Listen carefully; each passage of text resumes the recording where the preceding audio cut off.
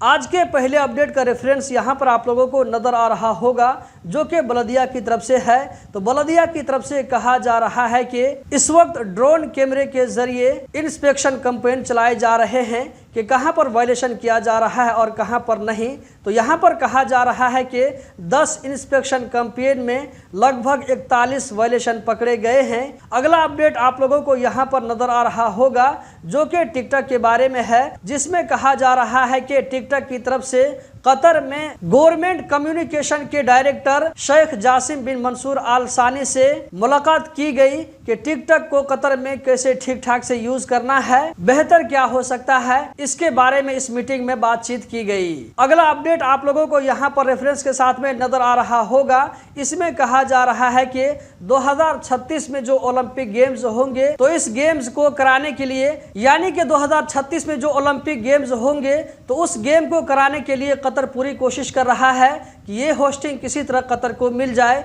यहाँ पर आप लोगों को रेफरेंस नजर आ रहा होगा। हम बढ़ते हैं अगले अपडेट की जानिब। यहाँ पर आप लोगों को रेफरेंस के साथ में नजर आ रहा होगा। इसमें कहा जा रहा है कि रैयान और दोहा पूरे वर्ल्ड में ऐसी सिटी है जहां पर इंटरनेट सबसे हाई स्पीड में चलता है। तो यहाँ पर आप लोग देख सकते हैं, कहा जा रहा है कि रैयान में 561 Mbps के हिसाब से, इसी तरह दोहा में 532 Mbps के हिसाब से इंटरनेट चलता है। बाकी कंट्री और सिटी में कितनी स्पीड के साथ में चल रहा है, यहाँ पर आप लोगों को नजर आ रहा होगा। हम बढ़ते हैं अगले अपडेट की जानिब, जो कि कतर में कोर्ट की तरफ से है। इसमें कहा जा रहा है कि कतर में कोर्ट की तरफ से एक कंपनी के डायरेक्टर को 689.72 मिलियन रियाल का उसके ऊपर में जो है गरमा दिया गया है। इसका जुर्म यह है कि उस डायरेक्टर ने एक इंश्योरेंस कंपनी में काम करते हुए 247 मिलियन रियाल को हड़प कर गया था। जब यह मामला कोर्ट में पहुंचता है तो उसके ऊपर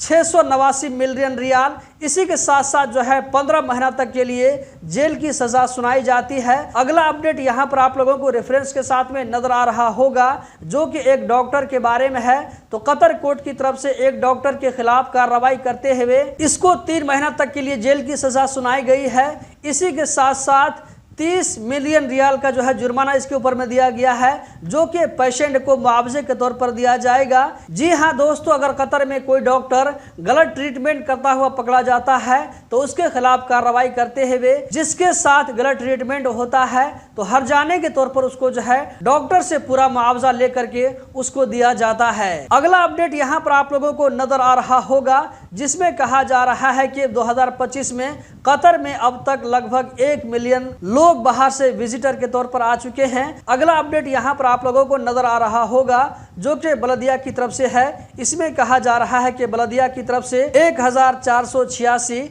इंस्पेक्शन कैंपेन चलाए गए। अगला अपडेट दोस्तों यहाँ पर आप लोगों को रेफरेंस के साथ में नजर आ रहा होगा, ये जो है सीरिया एम्बेसी की तरफ से है। तो सीरियन एम्बेसी की तरफ से अनाउंसमेंट किया जा रहा है कि यहाँ पर पासपोर्ट को रिन्यू करने और न्यू पासपोर्ट को बनाने का काम स्टार्ट हो चुका है। यहाँ पर आप लोगों को अगला अपडेट नजर आ रहा होगा, जो कि मैना चिड़िया के बारे में है। इस रेफरेंस में कहा जा रहा है कि बल्दिया की तरफ से पिछले 6 महीना में 36,000 मैना चिड़ियों को पकड़ा गया है, क्योंकि ये चिड़िया दूसरे चिड़ियों के लिए खतरा बनी हुई है। दोस्तों, इस वीडियो में इतना ही।